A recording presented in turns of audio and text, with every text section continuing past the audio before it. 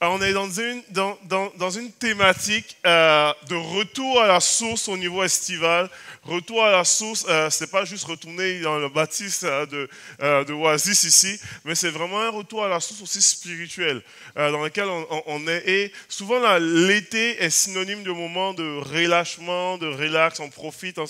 Et il faut là, profiter avec les familles, avec vos vacances, tout ça. Mais c'est aussi un moment où est-ce qu'on va encourager une dynamique, où est-ce qu'on reconnecte, où est-ce qu'on touche le Seigneur, où est-ce qu'on expérimente sa présence, où est-ce qu'on expérimente sa grâce, on expérimente son amour, où est-ce qu'on prend un temps d'arrêt pour pouvoir normalement mieux repartir. On prend un temps aussi de ressourcement physique, spirituel aussi.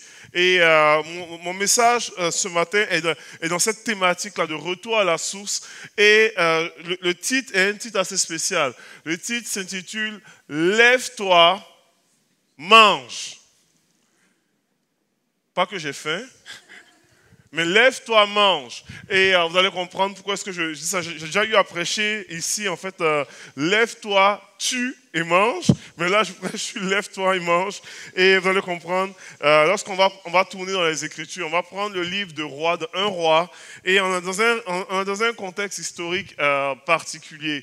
Dans un roi chapitre 19, à partir du verset 1 à 9, il faut que je raconte un petit peu l'histoire. On est dans un contexte avec le prophète Élie. Et on connaît, pour plusieurs, on connaît le prophète Élie qui est connu à cause de celui qui a prié afin que le feu descende du ciel et qui a défié les prophètes de Baal, tout ça, qui est homme de Dieu extraordinaire, qui a apparu dans un contexte d'apostasie, dans un contexte où est-ce que les gens s'éloignaient de Dieu, avait de l'idolâtrie en Israël. Et Élie se tient comme un rempart, se tient normalement pour tenir tête au roi de l'époque, le roi Akab, et il défie aussi la reine de l'époque qui s'appelle Jézabel.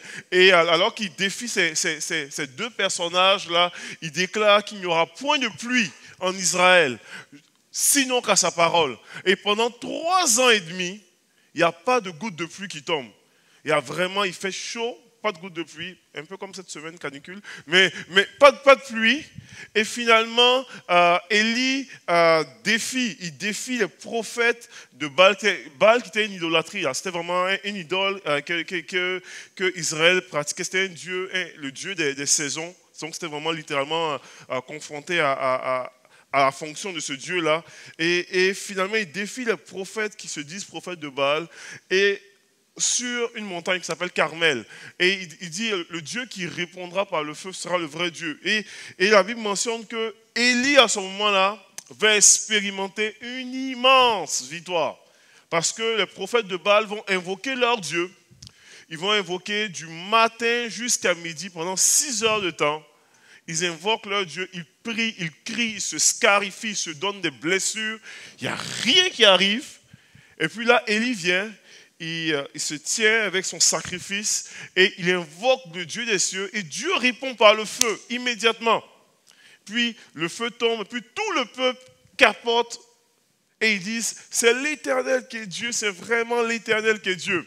Mais Élie ne s'arrête pas là. La suite de l'histoire est un petit peu assez particulière, digne de Game of Thrones. Et Élie va normalement attraper les prophètes de Baal.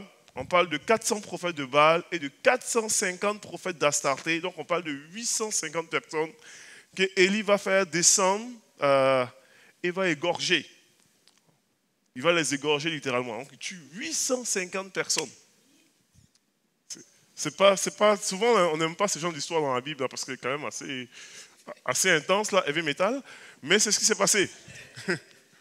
C'est ce qui s'est passé. Donc, Élie tue les prophètes et Élie, dans sa conception, on va éradiquer normalement l'idolâtrie en Israël. Donc, on tue les prophètes de Baal. Et quand ça arrive, on arrive à l'histoire qu'on lit ici. On dit Akab qui est le roi. Et puis, Jézabel, c'est sa femme. On dit Akab rapporta à Jézabel tout ce qu'avait fait Élie et comment il avait tué par l'épée tous les prophètes. Jézabel envoya un messager à Élie pour lui dire que les dieux me traitent de toute leur rigueur. Si demain, à cette heure, je ne fais pas de ta vie ce que tu as fait de la vie de chacun d'eux. Elle veut se venger. Elle veut l'égorger aussi. Et la Bible déclare, on dit, Élie voyant cela, se leva et s'en alla pour sauver sa vie. Il a eu peur un petit peu. Il arriva à Beersheba, qui appartient à Juda, et il laissa son serviteur. Pour lui, il alla dans le désert, où après une journée de marche, il s'assit sous un genêt et demanda la mort en disant, « C'est assez.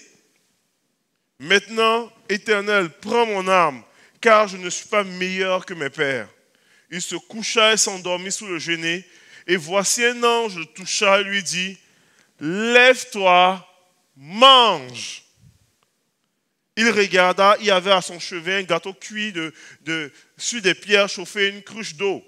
Il mangea et but, puis se recoucha. L'ange de l'Éternel vint une seconde fois, le toucha et il dit, « Lève-toi, mange, car le chemin est trop long pour toi. » Il se leva, mangea et but, et avec la force que lui donna cette nourriture, il marcha 40 jours et 40 nuits jusqu'à la montagne de Dieu à Horeb. Et là, il rentra dans la caverne, il y passa la nuit, et la parole de l'Éternel lui fut adressée en ces mots. « Que fais-tu ici, Élie ?» Un des récits, pour moi, c'est un des récits les plus magnifiques dans la Bible. J'aime ce récit-là. C'est vrai qu'il y a tout l'aspect combat, meurtre, et c'est pas trop le fun. Mais il y a quelque chose de puissant dans ce récit-là. Où est-ce que Élie passe une saison de sa vie que je crois réellement que chacun de nous avons déjà passé ou allons le passer. Il passe un moment d'incertitude, un moment incroyable où est-ce qu'il a besoin, lui Élie, de retourner aux sources. Où est-ce qu'il a besoin d'une rencontre avec Dieu. Et moi, ma prière, c'est que chacun de nous puissions arriver à un point où est-ce que nous avons besoin d'une rencontre incroyable, une rencontre avec Dieu qui va complètement impacter notre vie, notre destinée. Et c'est ce que Élie a, c'est le cheminement d'Élie pour pouvoir normalement vivre cette dynamique-là de rencontre et d'expérience avec Dieu. Et je crois réellement dans le récit d'Élie, puis je vous le dis, je peux faire 3-4 messages sur ça. Je vais essayer de pouvoir le condenser et pouvoir en fait parler de certaines choses très simples ce matin. Parce que mon message va être simple ce matin, mais je vais amener des principes tellement simples ce matin. Il y a des leçons. Élie nous laisse des leçons. Et il y a des leçons qu'on peut retirer juste de ce court récit-là. Le premier, et je vais partager 3 leçons ce matin. La première leçon, c'est tu as ta propre ressource. Et Élie, normalement, on va le voir tout à l'heure, avait une certaine ressource, une certaine capacité. Et la deuxième leçon, c'est tu as besoin de renouvellement dans ta vie. Et la troisième leçon, tu as besoin d'une rencontre. Lorsqu'on lit dans les Écritures, Élie traverse un moment de grande victoire avec le feu qui descend du ciel.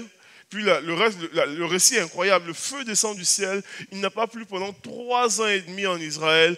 Élie, normalement, déclare qu'il va pleuvoir. Et comme Élie l'a déclaré, il pleut, la pluie tombe. Et finalement, tout le peuple est convaincu. Donc, c'est un moment de grande victoire. La mort des prophètes de Baal, la pluie qui descend, le feu qui descend. Tout est magnifique là. Il est dans une saison, comme on dirait, glorieuse de grande victoire. Et tout de suite après la grande victoire, tout de suite après le moment incroyable, Élie normalement se fait menacer de mort. Et il est menacé de mort pas par n'importe qui, menacé de mort par quelqu'un qui peut vraiment le tuer. Si moi, normalement, un enfant de 10 ans vient et dit « Toi, je vais te tuer !» Vous comprenez? Je vais peut-être sourire, je trouve ça cute. Mais je n'aurais pas nécessairement peur. Mais si on m'annonce que, par exemple, je ne sais pas, je suis dans un autre pays, admettons, je suis en Côte d'Ivoire, et puis on annonce que le président de la République, normalement, où je passe à la télévision, et puis ma tête est mise à prix, Désiré Yanké, mort ou vif, par n'importe qui le rencontre, ça se peut que j'ai peur. Comprenez? C'est le cas d'Élie à ce moment-là. il vit cette saison-là, il vit ce moment-là, où est-ce que il se rend compte qu'il est menacé, il peut mourir, et il décide de fuir.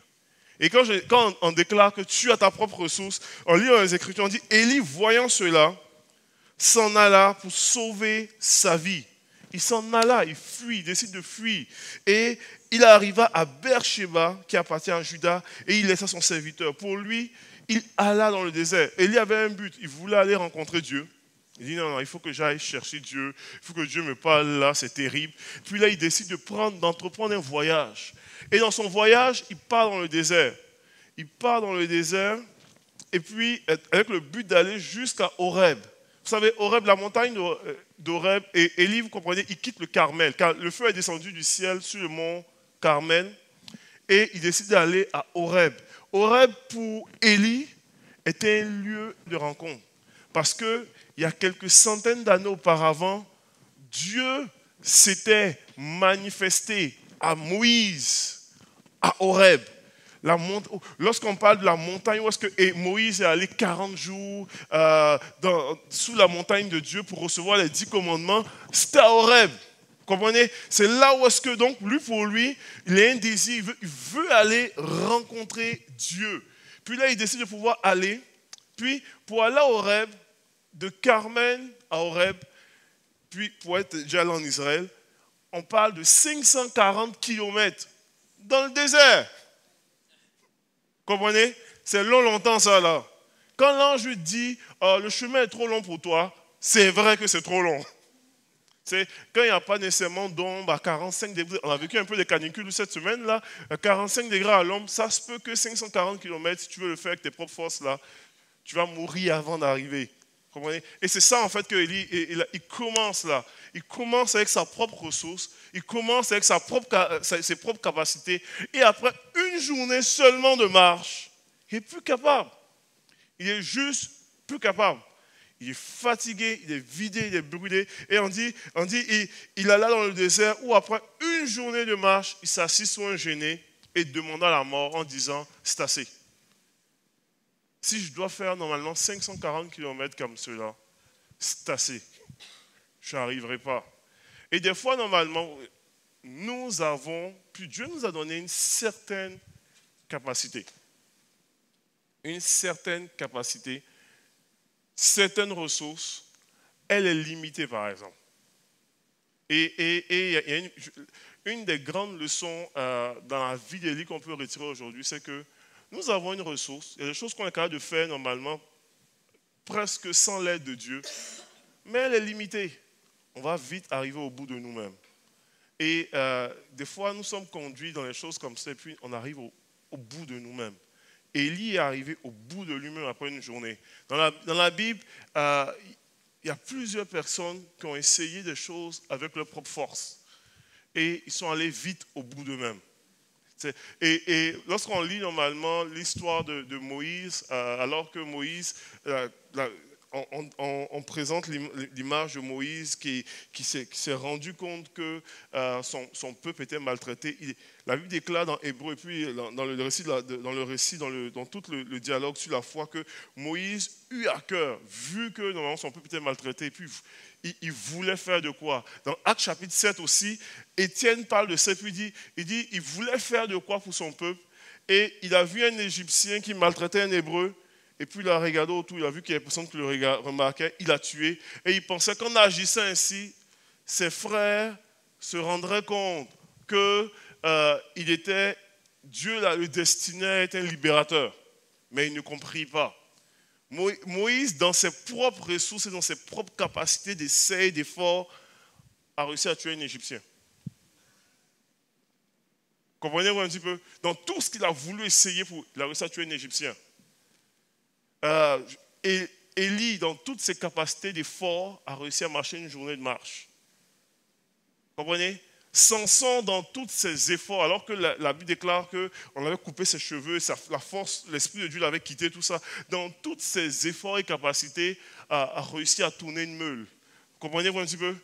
A réussi à tourner une meule pendant, comment on appelle, et il tournait une meule comme ça, avec ses propres capacités, mais il tournait en rond aussi. Comprenez? Il tournait en rond. je peux citer normalement les disciples même de Jésus. Dans leur propre effort et dans leur capacité, ont réussi à ramer jusqu'à la 4e veille de la nuit dans la tempête. Comprenez? Avec nos efforts, on peut faire quelque chose. Mais c'est limité. Mais c'est hautement limité. Et on ne va pas loin avec nos propres efforts. Une des grandes leçons de la vie d'Élie, c'est que nous avons peut-être une ressource. Puis, une des grandes leçons qu'on retient aujourd'hui, quand on voit dans la vie d'Élie, quand on retient en tant qu'ouvrier, en tant que serviteur de Dieu, même dans l'Église, même dans l'œuvre de Dieu, même dans notre travail, même dans nos choses familiales, avec notre propre ressource, on peut faire de quoi? Ça peut être pas pire. Et il y a des gens qui ont bâti de quoi avec leurs propres ressources un petit peu. Ils ont essayé de faire de quoi. Mais c'est toujours limité. C'est toujours limité par rapport à ce que Dieu veut nous amener à faire. Nous amener à pouvoir. Et la façon dont Dieu, de façon exponentielle, veut nous amener à faire. Vous savez, naturellement, j'ai des qualités, j'ai des défauts, j'ai des capacités physiques. Il y a des choses que les gens ne savent pas de moi. J'aime pas le café, c'est vrai. Mais les choses que, quand tu me côtoies, il y a deux choses que souvent les gens sont surpris de voir que je suis capable de faire. Puis ça vous fait sourire. Quand je suis dans la piscine, en général, j'ai une extraordinaire capacité de rester longtemps sous l'eau. Les gens ne savent pas ça. Souvent, les gens sont surpris quand, à un moment donné, on me voit, pouf, je rentre en bas de l'eau et puis je ne ressors plus. Ouais, c'est ça, je suis calme. Donc il y a ça que je suis capable de faire. Et les gens sont surpris aussi, parce que je suis un chubby, tout ça. Mais les gens sont surpris. Si on fait un concours, par exemple, de bras de fer, de tir, les gens sont surpris de voir que ma main droite, là, a beaucoup de force. Et en tir, en bras de fer, c'est difficile de me battre. C'est deux choses que les gens, souvent les gens ne savent pas. Et je les surprends quand il y a une occasion. Puis, j'ai comme on appelle, une des choses que j'ai vécu ça. J'étais en voyage missionnaire, tout ça. Puis, en voyage missionnaire, on a une journée de congé avec les jeunes. Et puis, c'est même pas moi qui l'ai lancé, c'est un des jeunes qui a dit, qu'est-ce qui est capable de rester plus longtemps dans l'eau? Puis les gens ne me connaissaient pas, donc j'ai dit, c'est un moment de gloire pour moi. J'ai dit, ok, ça va être le moment de montrer mes capacités, tout ça ou quoi. Puis là on commence à, comment on appelle, je rentre en dessous. Donc on dit, ok, on fait le défi. Et on rentre en dessous de l'eau, puis là, je clenche les gens. Mais là, il y avait une des jeunes avec qui j'ai voyagé, qui était une vraie aqua girl. C'est vraiment là. Aquaman, aqua girl. Et finalement, il y a un défi en finale, tout ça. Et puis, on peut voir qui va durer plus longtemps. Puis, moi, je rentre dans l'eau, elle rentre aussi. Puis, dans l'eau, j'ouvre mes yeux pour spotter si elle sort en premier. Mais non, elle ne sort pas. Une petite fille, elle ne sort pas. Puis moi, je me rends compte que je suis à bout de mon souffle. Là. Je suis en train de mourir. Je suis presque en train de me noyer. Mais je ne veux pas sortir parce que c'est pas vrai que je me fais battre par une petite fille de la jeunesse. Je ne veux pas sortir. La réalité, c'est que j'ai battu mon record de tous les temps de rester dans l'eau. Et l'autre réalité, c'est que j'ai perdu pareil. Je suis resté, sans faire ça, je suis resté, je pense, 2 minutes 4 secondes en dessous de l'eau. C'est que j'ai dépassé. Habituellement, après 1 minute, et je sors tranquillement. Mais là, je suis en train de me noyer littéralement. Si je restais, c'est clair, je me noyais. Mais je ne pouvais plus, je ne vais plus sortir. Puis, quand je suis sorti, tu vois, elle était là tranquille. Je dis, mais man, c'est quoi ça? C'est pas un homme, ça. Mais je n'ai jamais pu réaliser cet exploit-là. Et je vous dis ça, je raconte à ma honte, parce que je n'ai jamais pu réaliser cet exploit-là, mais c'était un exploit motivé par l'orgueil. Et des fois, normalement, nos motifs vont nous amener à faire des exploits. Des fois. Comme ici, dans la vie d'Élie, euh, le motif de la peur l'a poussé à marcher une journée de marche, pareil. Vous comprenez? Des fois, ça peut être leur peur, ça peut être l'orgueil, ça peut être... on a besoin des fois d'évaluer notre motif qui nous pousse à pouvoir aller au bout de nous-mêmes. Mais ce n'est pas forcément Dieu qui est derrière. Je vous dis ça, je vous parle au niveau de mon bras. En janvier dernier, je suis dans une retraite de jeunesse en plus, dans un contexte ministériel. Pasteur invité pour prêcher. Je suis dans une retraite de jeunesse en février. Et puis, finalement, ils font les activités l'après-midi. Puis finalement, il y a un défi, pas encore commandé par moi, de tir de bras de fer. Et on me met avec un autre jeune. Et puis je regarde le jeune a l'air un petit peu pas trop en forme. Donc il dit, regarde. Et puis je dis, je vais aller avec humilité, tout ça. Et puis je dis que... Ça a l'air tellement humble la façon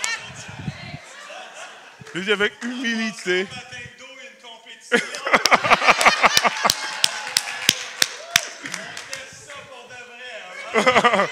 Donc finalement, je me mêle plus. Le jeu, pour moi, ça va être une partie facile. Mais ce que je ne savais pas, le jeune c'est un gars qui travaille sur la construction. C'est un gars qui est en forme, qui se tient en forme. Finalement, boum, ça démarre. Je me rends compte que, oh là là, il y a de la résistance dans l'air. Et là, de la résistance, je tiens le coup. Je dis, c'est clair.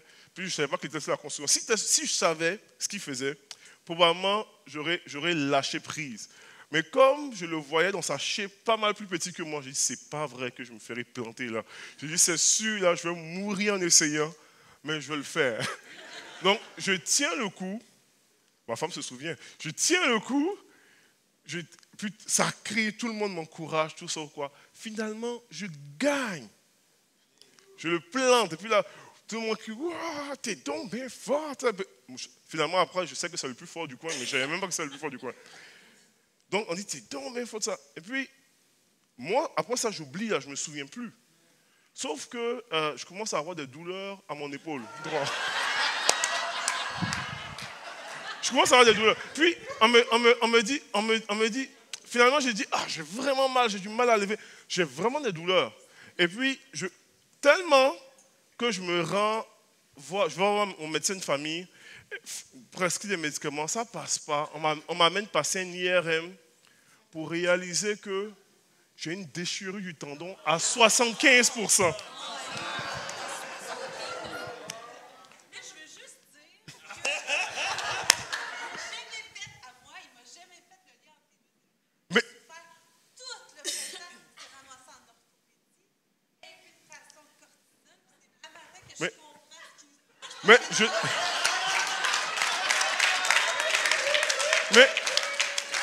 Mais moi, là... mais je n'ai jamais fait le lien, c'est vrai, en passant. Le lien, je ne l'ai pas fait jusqu'à ce que je rencontre l'orthopédiste. Il me dit, mais est-ce que tu as essayé? Tu fais des tirs du poignet, est-ce que tu as essayé? Puis là, je comme fait le lien, quand fait, si, c'est vrai que depuis ce temps-là, j'ai mal au bras. Mais j'ai été poussé au bout de moi-même, motivé par l'orgueil.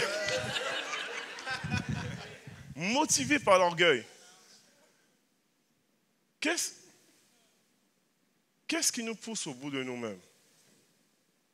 Qu'est-ce qui nous pousse au bout de nous-mêmes? Des fois, ça peut être la peur.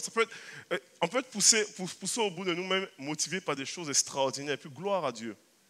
Mais qu'est-ce qui nous pousse au bout de nous-mêmes? Des fois, la peur, normalement, peut t'amener à faire des choses extraordinaires. Mais en même temps qu'elle te pousse à faire des choses extraordinaires, tu vas pas mal retomber plus. Elle détruit, elle va te vider. Et c'est dans la vie d'Élie, tu as ta propre ressource, c'est vrai, mais elle est insuffisante. Et on a besoin de renouvellement. On a besoin d'être renouvelé. Et tu as besoin de pouvoir expérimenter autre chose. Et dans les Écritures, on va avancer dans les Écritures, dans la vie d'Élie, toute sa ressource était épuisée après une journée, complètement épuisée, il veut mourir, motivé par la peur. La Bible déclare, dans le même texte, on dit, et voici, un ange le toucha. Et un ange lui dit, lève-toi mange. Il regarda, il y avait à son chevet un gâteau cuit de pierre chauffée, une cruche d'eau. Il mangea et but et se recoucha. Quand on lit le texte en question, Élie, normalement, mange une première fois et Élie semble être OK, j'ai mangé assez, là, c'est correct, je peux me reposer. Mais l'ange lui dit, non, mange encore une seconde fois. Puis la parole de l'ange est d'une belle profondeur. Il dit, car le chemin est trop long pour toi. On ne réalise pas, mais le chemin que nous sommes appelés à traverser, je vais vous déclarer, est trop long pour nous. Ce que Dieu nous appelle à faire et à devenir, l'appel de Dieu sur nos vies est trop long pour nous. Peut-être on ne réalise pas, mais je vais vous déclarer ça. C'est parce que c'est trop long pour nous que nous avons besoin de lui. Si c'était juste une question de nos ressources personnelles, on aurait été capable de le faire nous-mêmes, on n'aurait pas eu besoin de Dieu. Et dans le récit ici, toute la beauté est celle-ci. L'ange fait comprendre à Élie le chemin. Puis c'est vrai, le chemin était beaucoup trop long. De Carmel au mont Horeb, c'est beaucoup trop long. Mais il y a toute une leçon spirituelle qu'on peut retirer par rapport à cela. Dans ce que Dieu nous appelle à être, dans ce que Dieu nous appelle à devenir, dans ce que Dieu nous appelle à expérimenter, dans ce que Dieu nous appelle à pouvoir manifester au monde, c'est beaucoup trop long pour nous. C'est beaucoup trop long pour nous. Et nous avons besoin d'être renouvelés par lui. Nous avons besoin de nous lever et de manger. Et de manger une nourriture spirituelle, de manger, de chercher sa présence et de le chercher, de pouvoir se rassasier en lui. Nous avons besoin de ces moments-là. Nous avons besoin de pouvoir vivre ces instants-là. Vous savez que je suis en train de finir, je termine une maîtrise, tout ça en théologie, et je souffre beaucoup ces temps-ci par rapport à ça, à cause des travaux à remettre et à cause des lectures à faire. Je vis une écurie aiguë de lecture ces temps-ci, mais ces derniers temps, je suis tombé sur des lectures et puis qui m'ont vraiment particulièrement béni. C'était un modèle dans le cadre d'un cours qui est un modèle de Adberg et Gelish qui lui normalement sont des théologiens qui ont qui ont réfléchi beaucoup plus. Ce n'est pas des théologiens qui font juste la théologie, mais ils sont beaucoup plus spécialisés en développement humain. Et ils ont développé un modèle qu'ils appellent normalement les étapes de la foi, les stage of faith. Et on va voir la prochaine diapo, dans un livre qu'ils ont présenté, tout ça. Et puis, c'était vraiment études qualitatives, ça c'est vraiment sur un grand nombre de personnes, comment on appelle là, de chrétiens, et dans l'histoire, tout ça.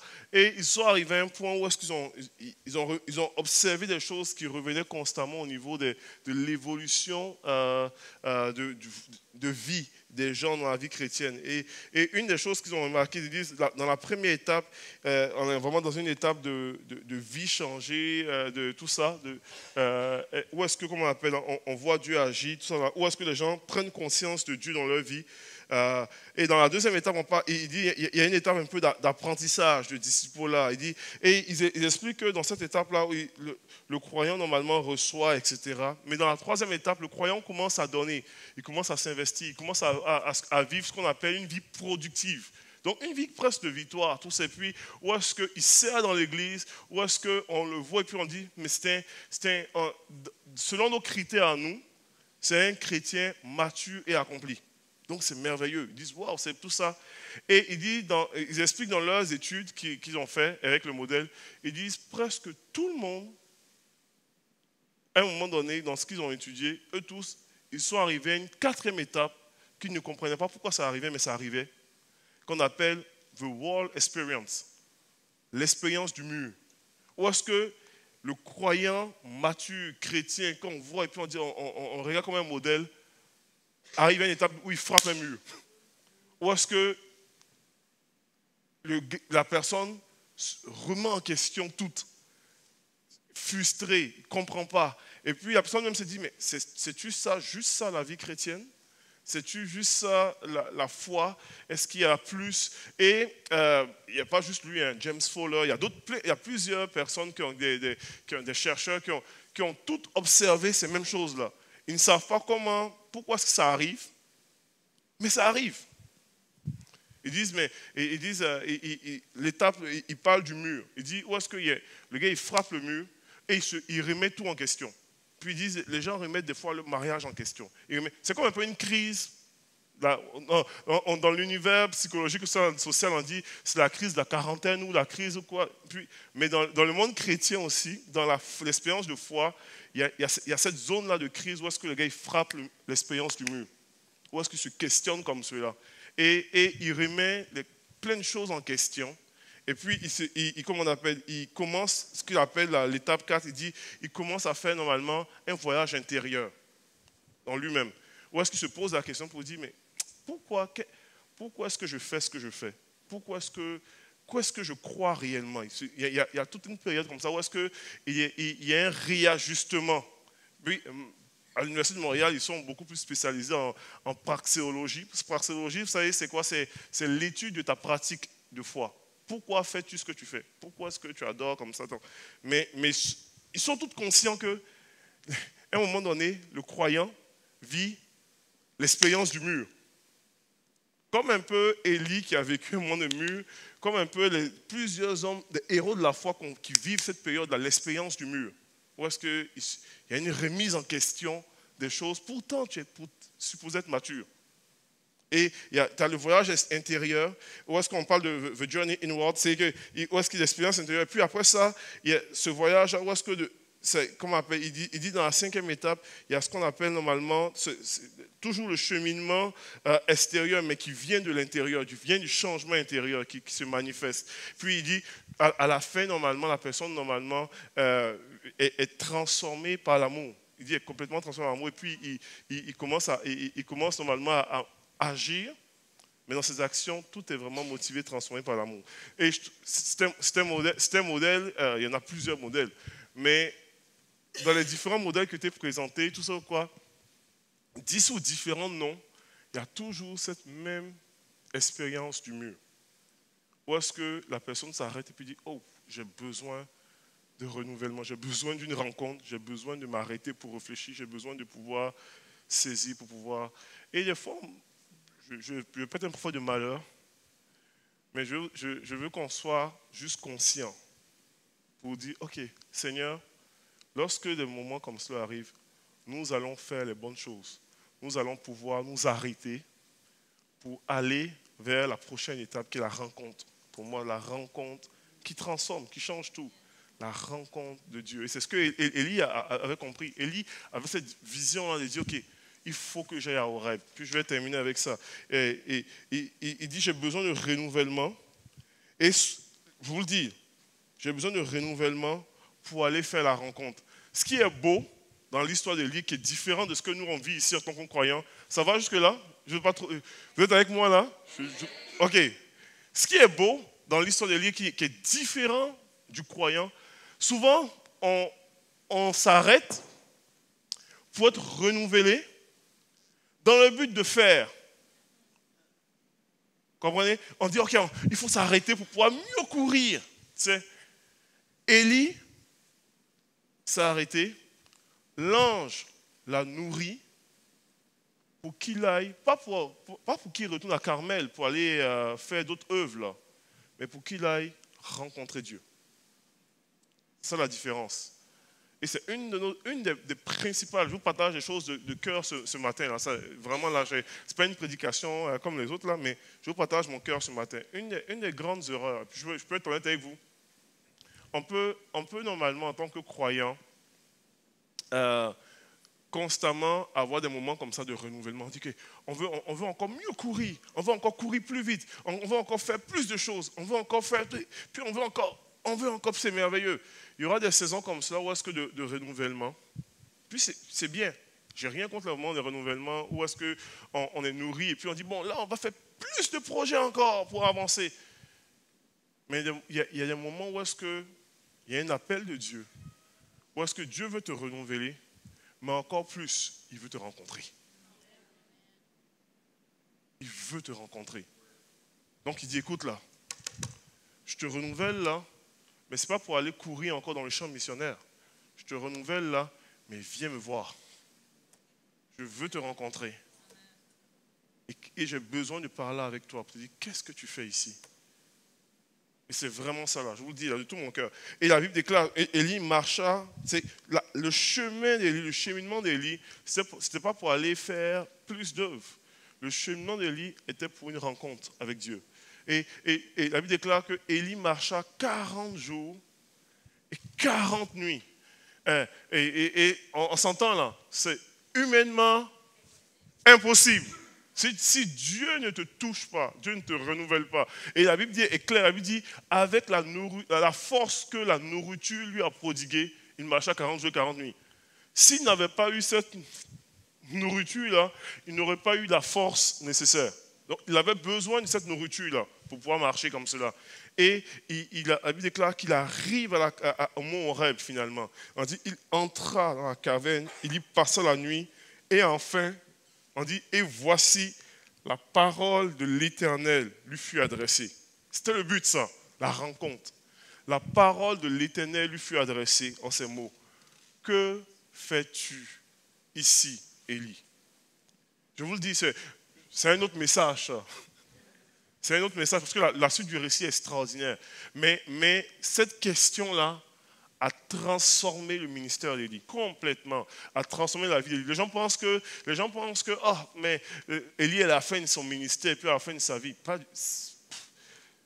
Écoutez, pas du tout. Parce que Élie est sur le mont Horeb, et la révélation de Dieu va bouleverser la nation au complet. Parce que Élie, que fais-tu ici, Élie? La suite du récit est tellement particulier. Où est-ce que Élie se tient? Et il y a vraiment les 4 manifestations, le vent, le feu, les tremblements de terre, et puis la brise d'eau et légère. Mais Dieu qui parle à Élie là, Dieu va le dire à Élie. Il a dit, redescends de la montagne, et puis quand tu seras descendu, tu iras oindre telle personne pour roi d'Israël. Donc, la révélation va impacter une nation au complet. La révélation de la montagne dit, tu iras oindre normalement tel roi pour roi de Syrie, j'ai eu. Donc, et sa révélation va impacter même les ennemis d'Israël. Et il dit, tu iras oindre Élisée à ma place. La révélation sur la montagne va impacter la prochaine génération. C'est que cette rencontre-là bouleverse l'univers spirituel d'Israël et des nations environnantes. Complètement. Mais ça prenait cette rencontre-là. Et je vous le dis là, dans nos vies, dans ma vie et dans nos vies, Dieu soupire pour une telle rencontre qui va complètement nous bouleverser. Voilà pourquoi nous avons besoin de retourner à la source. Nous avons besoin de revenir. Vous savez, on peut faire, puis je termine avec ça, je pas on peut faire beaucoup de choses. Nos propres ressources, on peut faire beaucoup de choses. Il y a des gens qui ont beaucoup d'énergie, il y a des gens qui ont plus de capacités que d'autres. Et on peut faire beaucoup de choses avec nos propres ressources. On peut faire beaucoup de choses motivés par l'orgueil, motivés par la peur, motivés par la volonté de pouvoir le paraître, motivés par plein de choses. On peut faire beaucoup de choses avec nos propres ressources. On peut accomplir plein de choses. Mais plus que tout, Dieu aspire à des rencontres. À des rencontres. Il veut nous renouveler pour nous rencontrer. Il veut nous renouveler pour nous rencontrer. Et les rencontres avec Dieu vont transformer notre vie et notre ministère. Je vais inviter les musiciens à avancer. Mon message est très simple ce matin, mais je sentais l'Esprit de Dieu me diriger dans ce sens-là. Et on est vraiment dans cette saison-là de retour à la source.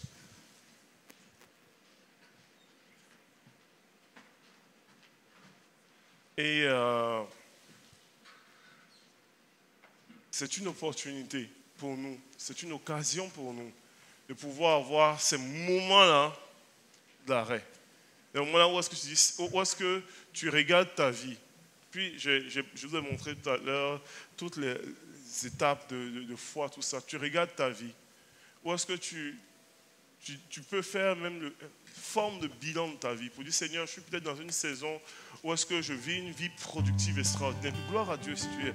Ou je suis dans une saison où est-ce que je découvre ta grâce, ton amour, ta paix. Découvre que tu prends soin de moi, que tu veux me... ou je suis dans une saison où est-ce que je découvre que tu veux m'utiliser. Ou je suis dans une saison où est-ce que, Seigneur Jésus, j'ai l'impression de frapper un mur.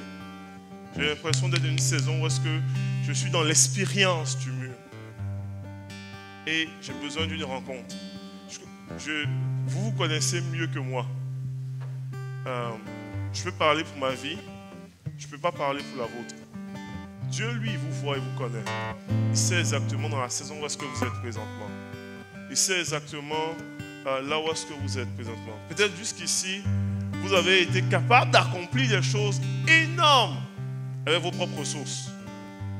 Puis gloire à Dieu, parce que la ressource que vous avez même, c'est bien de Dieu aussi. Mais vous avez besoin de pouvoir avoir un temps de renouvellement. Un temps où est-ce que Dieu vous touche. Où est-ce que vous avez besoin de vous lever et manger. Peut-être jusqu'ici, vous avez essayé d'aller vers une rencontre. Mais avec vos propres forces, vous avez pu faire une journée de marche, 2 journées de marche, 3 journées de marche dans un désert. Puis là, vous vous rendez compte que vous êtes à bout de souffle. Mais vous aspirez à une parole de Dieu sur votre vie et votre destinée. Il y a un appel de Dieu aujourd'hui. Il y a un appel de Dieu ce matin. Il y a un désir de Dieu à vous rencontrer. À vous rencontrer. Et je vous le dis, ce sont des rencontres qui vont bouleverser les vies. Alors que je préparais le message, tout ça, le Seigneur mettait sur mon cœur. Le Seigneur mettait sur mon cœur qu'il y avait des gens là qui avaient une aspiration, une rencontre là. Et qu'ils arrivent dans des saisons où est-ce que Dieu veut les utiliser pour bouleverser. Il y a des paroles là qui vont bouleverser leur vie. Ils sont dans un moment crucial de leur vie où est-ce que Dieu veut les rencontrer. Et il dit, attends un peu là, arrête de courir trop. Attends, j'ai une parole pour toi. Attends, j'ai quelque chose pour toi, j'ai quelque chose pour ta vie. J'ai quelque chose pour ta famille, j'ai quelque chose pour ta destinée. Il y a quelque chose là. Et je serai un piètre ouvrier, un piètre serviteur, si je ne laisse pas l'occasion de pouvoir juste, quand on puisse terminer la réunion, mais dans cette dynamique-là, où est-ce que il y a un moment là, les prochaines minutes là, de connexion personnelle avec votre papa. Pour dire, Seigneur, je me tiens ici et je veux te rencontrer. Je me tiens ici et je veux avoir assez de force pour continuer pour te rencontrer. Je ne veux pas juste faire les choses avec mes propres forces. Je veux être renouvelé afin de te rencontrer dans le nom de Jésus. Ça va être un appel très simple ce matin. Je vais même inviter les gens. Vous pouvez rester à votre place, il n'y a pas de problème. Mais que personne ici ne quitte ce lieu. Je vous encourage tellement, je plaide avec vous, sans avoir un moment de connexion avec Dieu. Avec simplicité. Il y a peut-être certains qui vont vouloir le faire dans le silence. Il y en a peut-être certains qui vont se lever pour prier. Mais que chacun de vous, dans ce qui vous êtes confortable, adressez-vous à votre Père. Et arrêtez de courir avec votre force. Adressez-vous à votre papa. Et exposez votre cœur devant Dieu. Je crois réellement, et puis je le dis là, ça peut sembler cliché. Mais je crois réellement qu'il y a des vies là qui vont être littéralement transformées, qui vont être littéralement bouleversées. L'Esprit de Dieu touche mon cœur par rapport à vraiment, sans mon esprit, qu'il y en a plusieurs ici qui sont dans des saisons où est-ce que cet aspect-là, l'aspect de l'expérience du mur est présent dans vos vies et puis ça fait longtemps que vous vous questionnez par rapport à ça. Et Dieu veut vous amener à passer au travers et à expérimenter quelque chose de puissant. Il y en a certains qui sont dans un voyage intérieur de questionnement, mais que Dieu veut vous amener à vivre et expérimenter quelque chose de puissant. On va commencer à prier, on va commencer à parler à Dieu, on va commencer à répandre son cœur devant Dieu. Avec simplicité ce matin. Mais je sens la puissance de Dieu qui vient toucher, qui vient interpeller. Merci Saint-Esprit pour ce que tu fais ce matin. Merci pour les cœurs qui sont touchés. Merci pour ta puissance qui est manifestée. Merci pour l'appel à la source. Merci pour l'appel à la source. Merci pour l'appel. Parce que tu nous appelles à expérimenter un renouvellement en toi, à expérimenter une rencontre avec toi. Expérimenter ta puissance, ta grâce, ta force. Merci, oh Dieu, pour l'œuvre que tu fais. Merci pour ton invitation, pour ta puissance qui nous interpelle.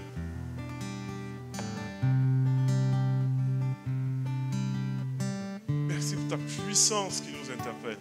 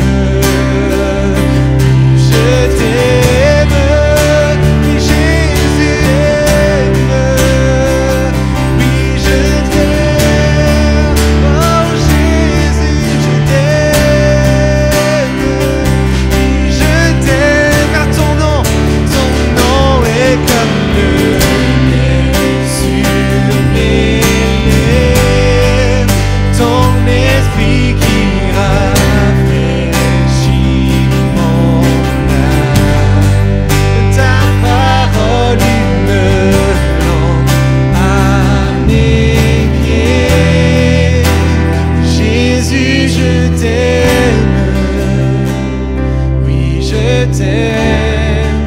Oh Jésus, je t'aime. Oui, je t'aime. Jésus,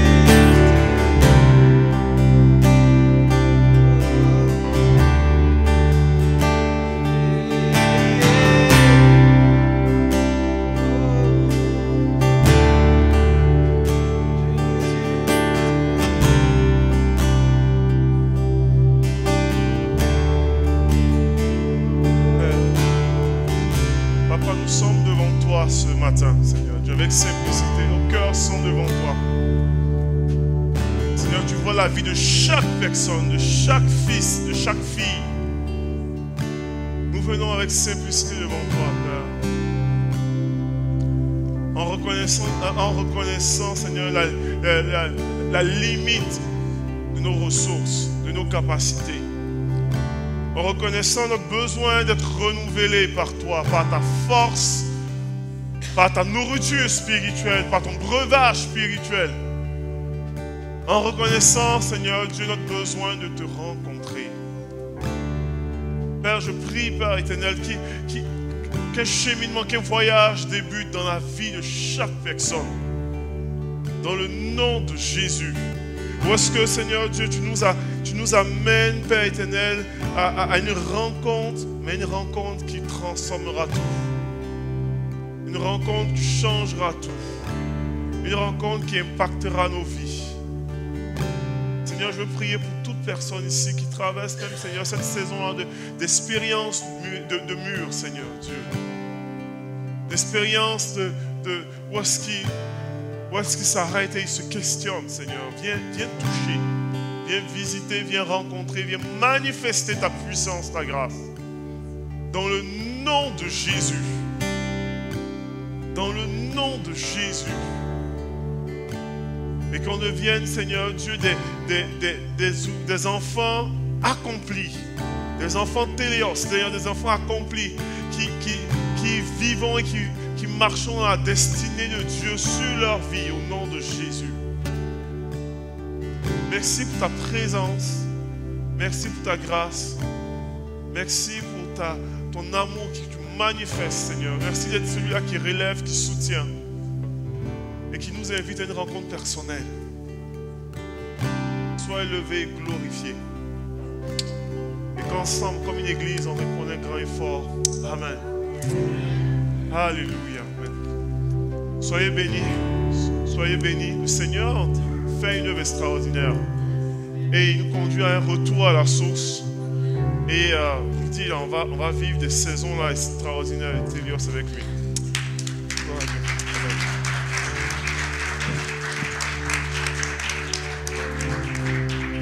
Amen. Merci Des, c'est une très bonne parole ce matin. Très bon, très très bon.